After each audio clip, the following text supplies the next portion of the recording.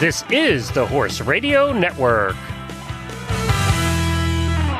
This is episode 27 of Retired Racehorse Radio on the Horse Radio Network, brought to you by Kentucky Performance Products and Cashel Products. Retired Racehorse Radio is your guide to the adoption, care, and training of the retired racehorse, brought to you in cooperation with the Retired Racehorse Project and New Vocations Racehorse Adoption Program. Today on Retired Racehorse Radio, we bring you a horse adoption bonanza. Woo-hoo! Nelda Kettles of Horse and Hound Rescue joins us to share how she and some awesome people got together to build a program that finds forever homes for OTTBs in Oklahoma. HRN Auditor and thoroughbred lover Erika Harvey joins us to tell us about her newest obsession, Hannibel Lector, and no, not the serial killer, even better. And New Vocations brings us an out-of-this-world winner's circle adoptable horse of the week. Listen in.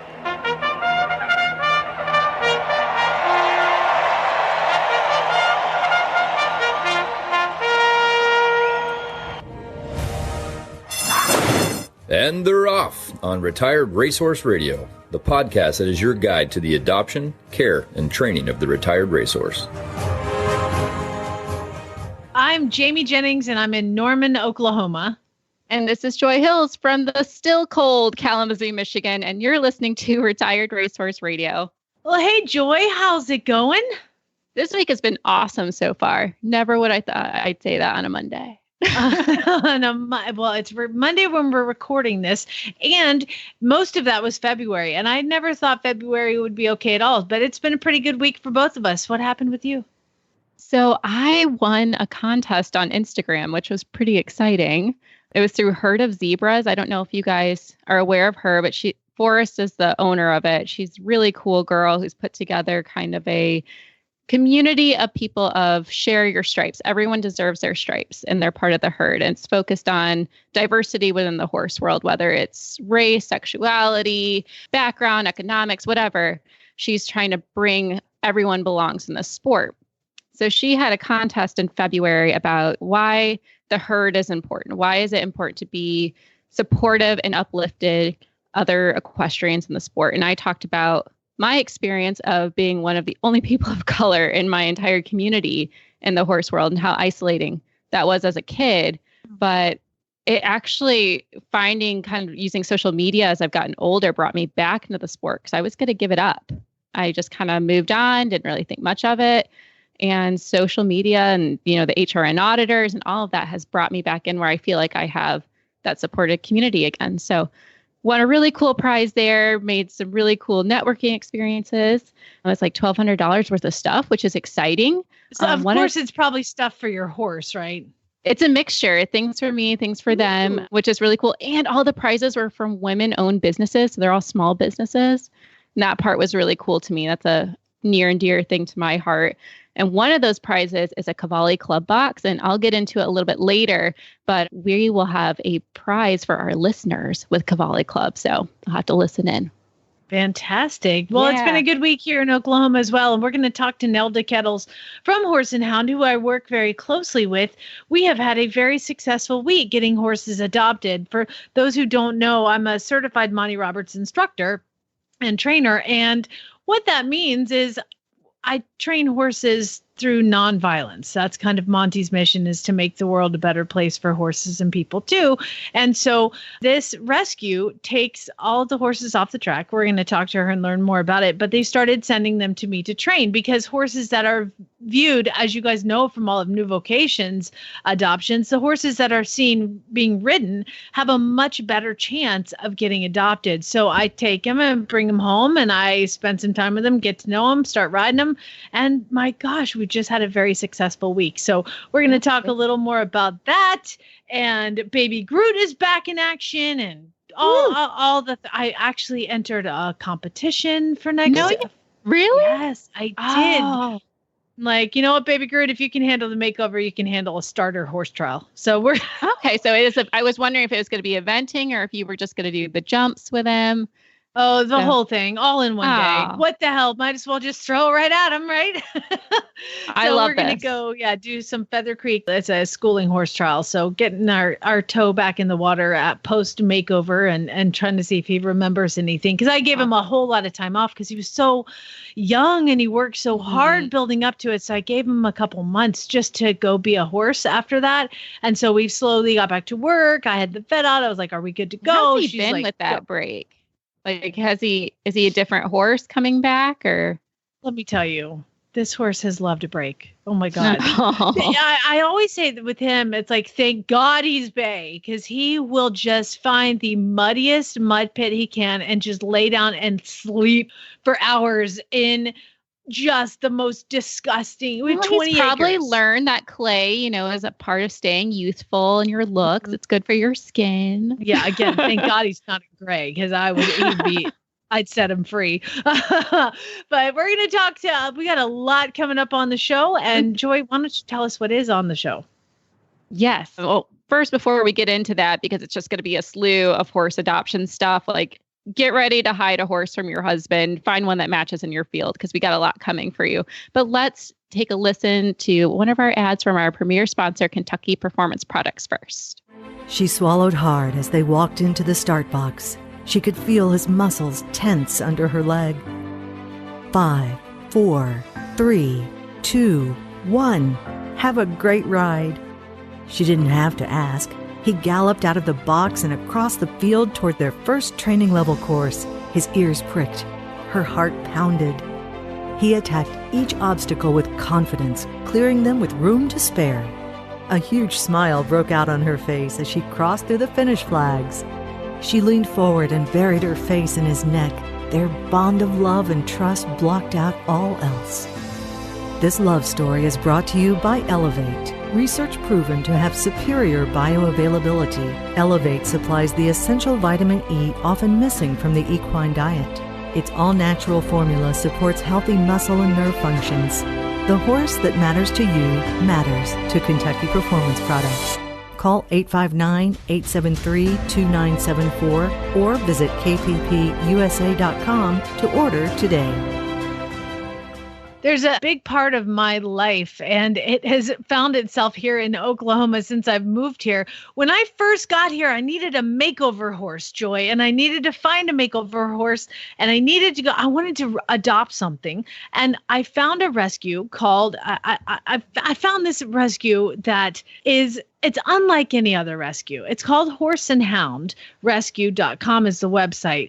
But it's not just a horse rescue, Joy, because they also rescue senior dogs. Oh. So when you drive in to Horse and Hound, you drive in and you're greeted by 50 limping, crooked, awesome, lovable dogs that come to see your truck and greet you when you get out. And then there's horses just everywhere. And we've got the brains behind the whole organization. Nelda Kettles, and her husband, Larry, started Horse and Hound Rescue Foundation. And I kind of wanted to get to the bottom of kind of who they are and why they started it and what is happening and kind of how we're partnering together. So hello, Nelda. Hello there. Thank you so much for joining us. Tell us about how you started Horse and Hound Rescue. Okay, well, my husband and I were in the thoroughbred breeding business, and we ran thoroughbreds at Remington Park here in Oklahoma. And we loved the racing business. We loved the babies, raising the thoroughbreds. And we had a great time for about 30 years doing this. And then Larry, my husband, started having some health problems that kind of cut back on that. And we discussed the best way that we felt we could give back to an industry that had been so good to us and that we had enjoyed so much. And in talking, of course, to the different owners and trainers at Remington and the other tracks that we ran at, aftercare was a huge problem. There weren't a whole lot of options for what to do with a racehorse when he just decides he doesn't want to run anymore, or if he has a minor injury. So we came up with Horse and Hound to help the off-track thoroughbreds. And the dogs just kind of happened. In Oklahoma, as any state, the senior dogs, a lot of them we end up with because the owner has died and the family doesn't have room for them, or the owner has, got to go into like a nursing home. And so we have 50 acres out here, so we have lots of room for them to wander around or limp around or whatever until they are ready to go. And it fits well, and we can always say, if anybody asks us, that the horses are definitely dog broke. Yes, you will not find a horse that comes from Horse and Hound that is not comfortable around dogs. That is for sure. And do you know why, Joy, I can speak so earnestly about that? Why is that, Jamie? Nelda, tell him what you've done to me. Well, Jamie has adopted not only 3 thoroughbreds, but also a lovely little basset hound. Who's adorable. Oh my gosh, she is just my heart. We have never, ever in 10 years of marriage had a dog sleep in the bed until this dog. she's just kind of part of the team now, I guess. So we are thrilled to have her. Now, we started with my makeover horse when I came out to see a bunch of the horses there. And I remember I called Nelda and I said, hi, I'm looking for a gelding between 3 to 10. That's a makeover, still qualified for the makeover. And she's like, her answer, Joy, was, this is going to be a candy store for you. Oh my gosh. And it was, it was like horse after horse, all like so many healthy, sound, makeover eligible horses that were standing around just waiting to be adopted. So I settled on Lost My Way, who we called Baby Groot. Obviously, you guys know the story of that. I went to the makeover, but probably about 6 months after I got Groot, Nelda called me. Tell him what you said, Nelda. Well, it's very hard. Racing horses is adopting horses. It's pretty addictive. And so it was really hard for me to cut all my ties with running thoroughbreds. And I had just retired the last thoroughbred that I had raced. And his name was Nuisance. And he was a big, good-looking, good-moving horse. And guess who I thought of that needed him? Jamie, this is Nelda. I have a horse for you. Nelda, I don't need another horse. I have one of your horses. No. This one. Okay, you know what? I'll keep him till you're ready. Fine. He's yours. I don't care. Oh, well, hell, I guess I better come see him. So then I came and saw him and I was like, put him in the damn trailer. He's super nice and he is a big part of the family. And then the third one just came and I don't know how I held out this long, but Nelda, can you tell everybody a little bit about the grant that you guys got and how you and I are partnering together? Absolutely. The ASPCA about 6 or 7 months ago had come out with a grant opportunity called Rescuing Racers. And as nice as a lot of these horses are, some of them need a little extra training from a professional. We are an all-volunteer organization, and the people that ride the horses here are great, but they are not professionals. So, seeing this need, the ASPCA had put out this grant, and I was lucky enough to get it. And before I had done that, Jamie and I had discussed her availability in case I did get it to help. And luckily the stars aligned and we got the grant and Jamie was able to take the horses and it has worked fantastic. The horses that had issues, some of them, of course, a lot worse than the others. I think we've gotten them all adopted, but maybe one. Oh, wow. I think Valid is still here. He didn't have any issues. He's the dang easiest one. He was adopted, but the polo person who was going to adopt him, we said he's 16-1, and she, I guess, didn't believe us. And so he's back with no fault of his own, and he is quite lovely if anybody's looking for a really nice horse. But yeah, we've had some pretty good luck. Yes, we've had some fantastic luck. And I think one of the main reasons, of course, along with the training, is what Jamie does on just the video logging of them. She shows each step, what they are doing, and I think a lot of people are very visual, and seeing what she does just kind of pushes them over. Maybe they were thinking about it, and then they see this good-looking horse and Jamie working her magic with them, and it kind of tips them in our balance. And like I said, I think we've only got one that has not been adopted yet. I mean, it's been really, I can't think of something that I've ever done that is so rewarding, and that is to be able to help.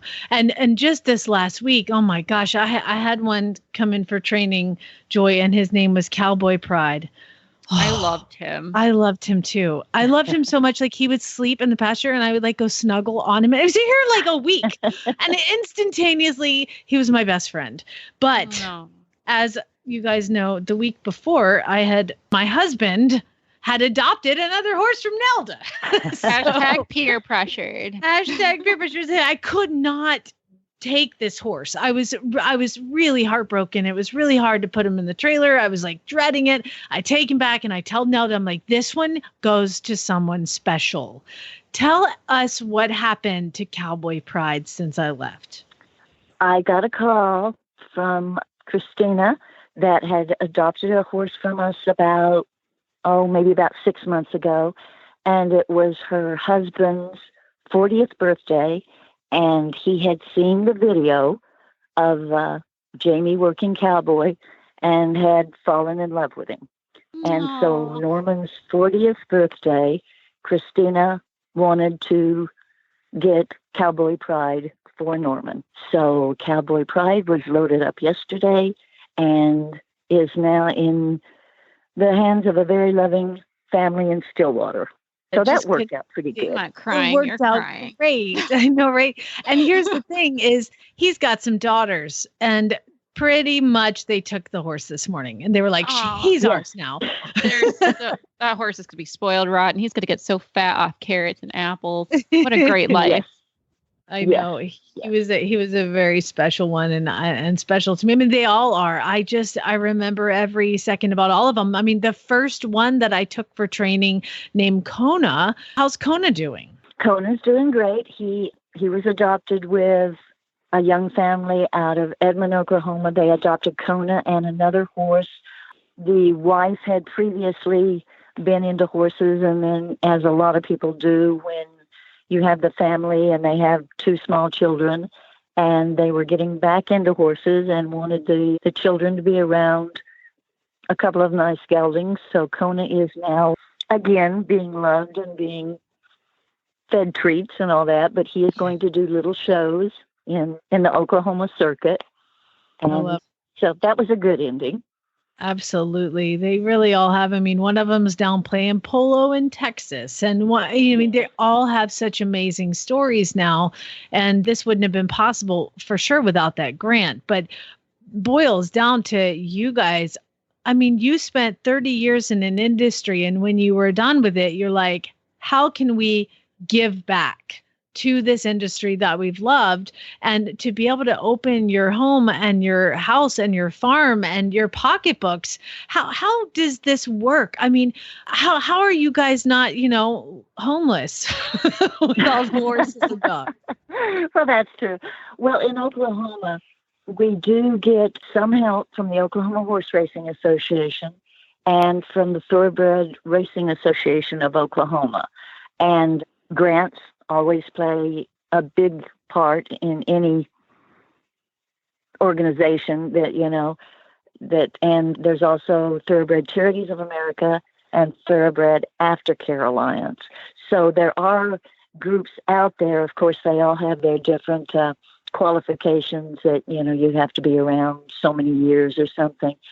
And it's tough financially always. But like you said, seeing that horse go to a family where he's got a great ending rather than one that might have been a little iffy if these organizations weren't out there to give them the good options makes it worth it. Absolutely. Now you told me. Sorry, you told me something the other day when I was picking up the last one that you had a bunch more coming in. Even though you're full, you said, I just can't turn them away because we're here to provide the option for them or something like that. Explain that. Well, once you have told an owner or a trainer that they have this option, that we will take the horse and retrain it, rehome it, get it a good home, and then they send you 3 or 4, and then when they want to send you the 5th one, you say, well, we're too full, we can't take him. Then I don't think, now, of course, you cannot take more than you can take care of. There is absolutely that. But as long as we can keep getting them adopted and make room for the next one, then I think we need to keep doing that. And if we can get them adopted as quickly as we did Talkin' Shannon, that'll work all day long, won't it? Oh my gosh, Joy, did you see this? They sent me this mare that came off the track a couple weeks ago, and I go pick her up and I'm like, oh my God, this mare looks like, I don't know what, I mean, she looked like precious gem. I mean, she like this ginormous, very present dark bay with this tapered nose and just so dainty, but like conformationally perfect. And I turn her out and I climb up on my round pin just to get a video because I do like a little introduction. And what does she do? She loops around. She does a flying lead change to the left, flying lead change to the right, and like stops. And I post this video. And oh my gosh, Nelda, what happened? My phone started blowing up. Jamie's phone started blowing up. And we upset several people that we couldn't adopt her out in pieces, basically, because everybody wanted her. Yeah, my dad actually was interested in her too. I was like, what are you going to do with a thoroughbred? I mean, she's just one of those horses that has presence. So hopefully she's going to be a makeover horse for the trainer next year. So that should work out really great. So we'll get to follow along with that. But Nelda, before we let you go, how can people help you or help your organization? Mm-hmm. Well, basically, anybody that's looking for an off-track thoroughbred, go to our website. Facebook is more up to date, though. Facebook is always more up to date. And take a look at the great thoroughbreds we have. We always need donations of course, cash, feed, grain, anything like that if you happen to be in Oklahoma. And just tell people about it, because we have some, as you know, some beautiful off-track thoroughbreds that are looking for homes. And unfortunately, for a long time, I don't think the supply is ending, because I'm getting horses in from Oaklawn Park and from Sam Houston. And, as long as we're running, there will be horses that need a second home. It's horseandhoundrescue.com. And again, some of the horses on there, we need to get Kim to update it because there's a whole lot new ones, more new ones. But the Facebook Horse and Hound Rescue Foundation, you can check that out as well. You can follow me, Jamie Massey Jennings, on Facebook as well. And I send them all over to Horse and Hound and they repost them all. We'll bore you to death. I'm pretty sure that I don't have any more friends on my Facebook page because I've made them all unfriend me by now. But I do have people that are interested in horses, and really that's all that matters. So again, horseandhoundrescue.com. Nelda, again, thank you for everything that you do for the animals and for me and my family, and thanks for just please. It is March 2nd. We're recording this episode. Can you please not let me adopt anything else at least for 6 months? Tell you what, I have another beautiful filly from the family that Cowboy and Okie came from. So you're in trouble. Oh, damn. All right. Good times. This should be fun. I'll see you. I'll pick up a horse right after this weekend. I'll see you Tuesday. Okay. Bye-bye. All right. Bye-bye. Cashel Company helps you enjoy the ride with their full line of trail bags and tush cushions. From cantle bags to horn bags and everything in between, comfort and convenience on the trail is what Cashel does best. To stay up to date with the latest products and news, follow Cashel Company on Facebook and Instagram. And to find their products, visit an authorized dealer or visit cashelcompany.com. Well, there's nothing more fun than bringing on one of our listeners to the show. And Erika has done something that I've been wanting to do that my husband keeps telling me no for. But she has just adopted a horse from New Vocations. which is super exciting. Erika, welcome to the show. I can't wait to hear about your pony. Hi, guys. Well, I just adopted a horse from New Vocations out of New York, and his name's Hannibel Lector. Amazing name. Yeah, but the thing is, though, he's not Hannibel Lector kind of guy. He hasn't eaten your face off or like bit your tongue or anything? Or been like when you're cleaning stalls and he's like, Clarice. No. But I had my second ride with him today, and he's just a dude. He's so low-key, been there, done that. He's just very cool. What made you decide to go with number one, a New Vocations horse, and number two, how could you pick this one out of the lineup? Well, a couple of years ago, I had adopted from them my horse Joker, and they are so easy to work with, and they know so much about the horse that you're getting, and they're happy to answer any questions that you have. So the first time I had gotten my horse out of New York from Leandra, he was actually a horse that wasn't listed on the website yet, and I told her exactly what I was looking for, and she placed me with him, and it was great. It's been great ever since. Awesome. So tell us, with Joker, what have you been doing with him since you got him from New Vocations? We do 100 jumpers. I haven't competed him yet, but we have this great big facility out in Pittsburgh, and we jump around. We've been doing a meter one at home, and he's been doing fantastic. Him and Hannibel Lector are similar in a lot of ways, but different in a lot of ways. Joker likes to be loved, and he asks a lot of questions, so he really likes to know where you are and what you want him to do at all times. And then Hannibel Lector is the opposite. He is like, I know what I'm supposed to do. Just sit back and let me do Hold my thing. beer. Hold my beer. Yeah, exactly. I got this. That is a great horse to have. That's fantastic. So his name is Hannibel Lector. And you and I have talked a little bit about this whole Hannibel Lector thing, because like we on the Auditor's Facebook page, we're trying to come up with a barn name for Hannibel Lector, because if you call him, don't come up with something quickly, he's going to be known as Hannibel Lector, and who wants that? So I thought you should call him Tony, like, Anthony Hopkins is what his friends call him. And I thought you should name him Moth. Yeah, and I love both of those. I was like, and then every day I think of something new. But so what are you going to go with? Break the name here. Give it to us today, first. The name of the day is Opie. Opie. Opie. That's cute, though. It is cute. Opie. Is he kind of an Opie? He is. Like, well, whenever he's in the stall, he's like a Mr. Scruff McGruff. But outside, when you're just doing stuff with him, he's just very, I don't know, a dude. Like, he's just very he's very chill. So I love it. I don't know. He's like he's like 100% opposite of Hannibel Lector. That's so funny. Sometimes when you name a horse, I don't know. I'm working on it. They become opposite, and sometimes they really mirror the name. It's true. Right. It's true. So what are your future goals for him? I don't know yet. I'm probably going to do something similar with what I've been doing here. Definitely a lot of 100 paces, because those are so much fun. So yeah, we'll see. We'll see what he likes to do. I like that you're letting him kind of choose his path. That is such a nice thing to do for your horse.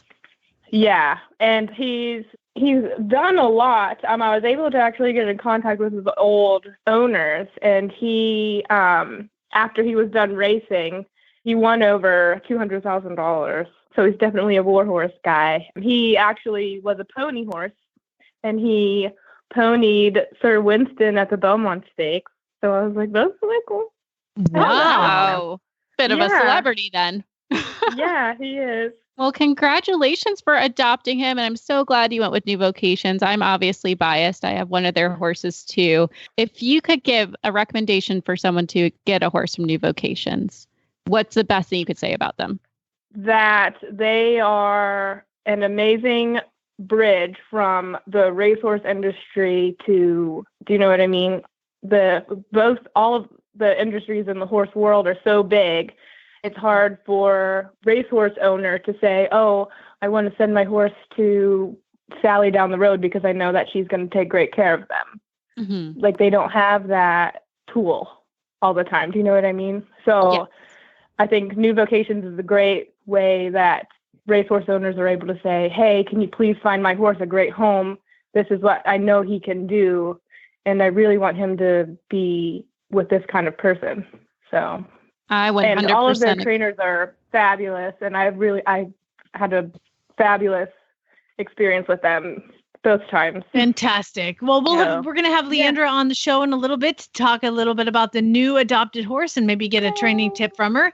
So, girl, congratulations on the Hannibel Lector on Tony. Hey, thank you so much. Thank you. Congratulations. Thanks. Did you know that Smarty Jones sired a young event horse winner, or that Medaglia del Oro son competed in second level at the U.S. Dressage Finals? Find out how all of your favorite sires and bloodlines perform in second careers through Retired Racehorse Project's interactive thoroughbred sport tracker. The internet's only user-driven database tracking thoroughbreds and second careers has thousands of entries that can be searched by sire, grandsire, or dam sire, as well as by discipline. With a free RRP online user account, you can enter your own thoroughbreds information to help the database grow.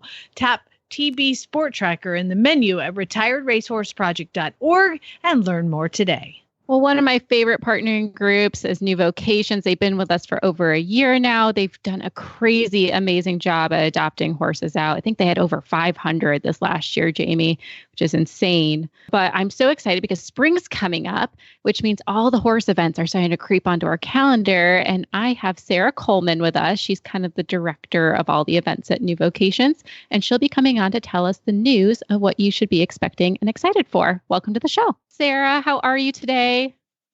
I am well. Thank you so much for having me on. Of course. Tell us what's going on at New Vocations. What do we have to look forward to coming up? Absolutely. So we are gearing up. Of course, it's the season of events out here, but we are actually hosting a silent auction at the Louisiana Derby. We just recently opened our Louisiana facility, and Rosie Napravnik has been spearheading kind of a fundraiser for education and also to raise some money specifically for that venue down there. And it's actually going to take place on March 21st, but it will also be online as well. So we would definitely encourage your listeners, if they are interested in some memorabilia, to log on to that. We'll have the information on our website, but there's all kinds of stuff. There is a real quiet Kentucky Derby print signed by Kent DeSormo. There is a bunch of different drawings. There's a donations by a couple people who are very, very good to us.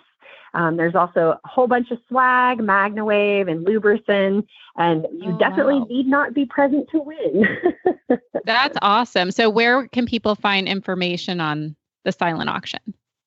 Absolutely. So if they go to newvocations.org, we will have on our events tab, there will be an actual link so that they can register to bid, find out a little bit more. We'll do some photo opportunities that we'll post on our social media as well, just to kind of highlight, what the work that we do, rehabbing, retraining, and rehoming thoroughbreds. Awesome. I love it. Well, thanks so much, Sarah. I will be spending some money that I don't have, but it'll be exciting. Thank you so much. And from the back of the pack on the outside, Commanding Curve is taken second, but California Chrome shines bright in the Kentucky Derby. And now it's time for the New Vocations Winner's Circle Adoptable Horse of the Week. Well, as always, we have to have Leandra on to tell us about the next horse we're going to drool over. But after talking to you, Leandra, a couple episodes ago about doing how to teach flying lead changes to these horses coming off the track. I mean, teach them, they already know them, but to teach them to do them with us asking at the exact time. We had a lot of positive response to that. And now people want to have training tips from you. So I didn't plan this ahead. I didn't give you any heads up. So I thought I'd start with something easy with when you get your horse off the track, what is the first thing that you do?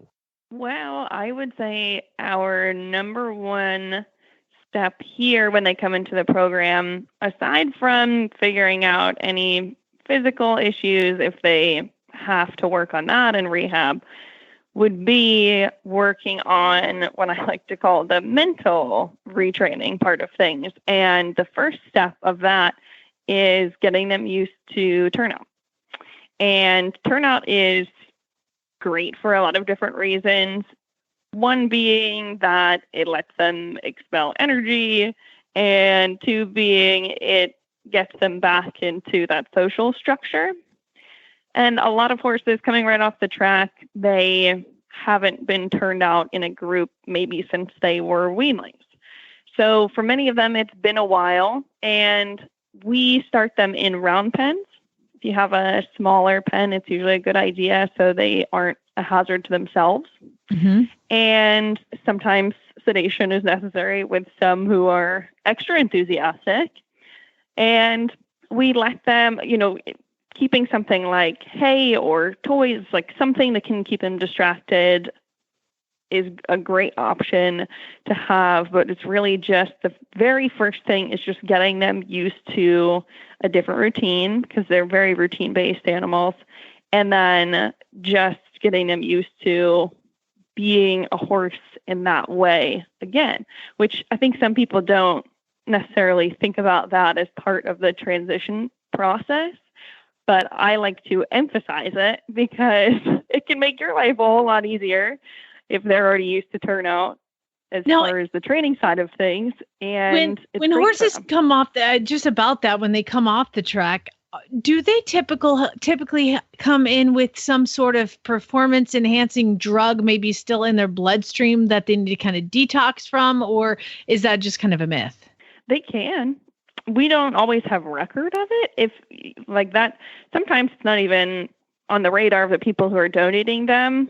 So, some horses, the owners have already decided they're not going to be competitive. So they might have just been hanging out at the barn, not needing any sort of performance enhancing anything. So maybe they've already gone through that. Maybe one has had a race really recently and they're really, jacked up mentally and they're just excited about everything and used to racing. We don't necessarily know, but certainly allowing them to have a little bit of that.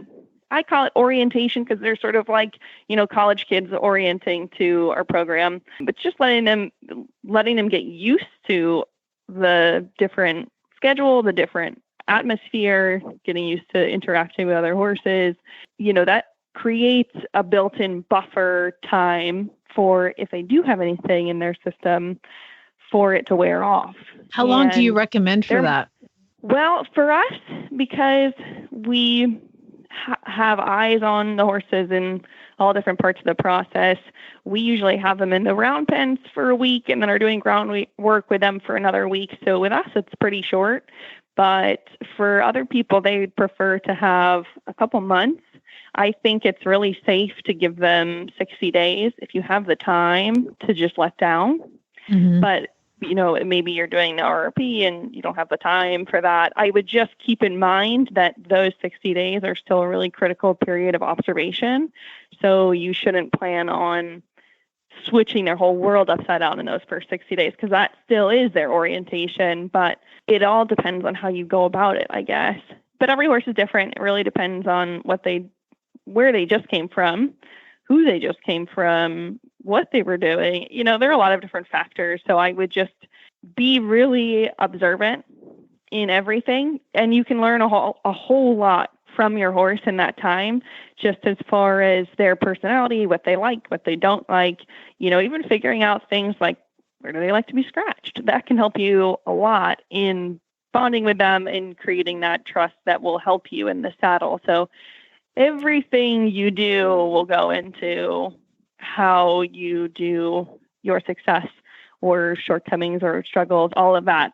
You can read a lot from just everything you do on the ground. So I like to put the most emphasis on that.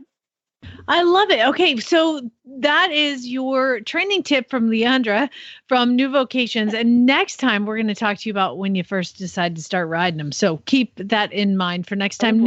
Right now, tell us about this beautiful bay that we are going to talk about. She is a stunning 2016 16 two-hand bay mare. Her name is Star Design and her barn name is Astra. Astra is very easily has become a horse who many of my staff, even at the barn, are just totally enamored with. So I very frequently get pictures from people in the barn who are, cuddling with her while she's napping on the ground, or, have taken some picture of her in any part of her day and have shared it with me or shared it on social media. But she's just that personable and, of course, that good looking that she becomes the subject of these adorations. But she's a 2016 mare, so 4 years old now. I swear she's grown even in the time that she's been here. So we have her at 16.2, and I was just thinking to myself, I should really stick her again, because I bet she's 16.3 now. And she actually retired just because she wasn't showing a lot of talent as a racehorse, but without any known injuries, and she's been really sound with us. She's a horse who just wowed me from the first time I ever sat on her.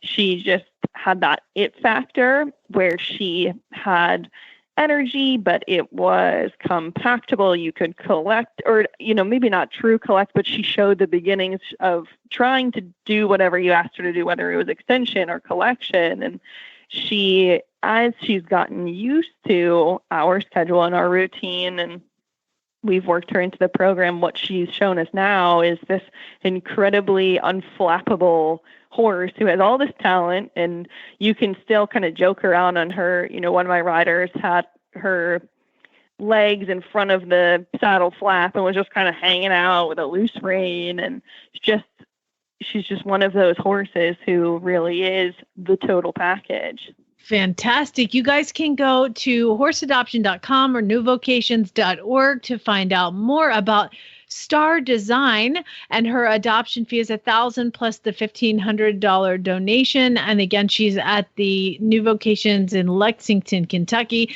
And Leandra, I don't know how you do your job, because I'd want to take them all home, and you're better than me. So thanks very much.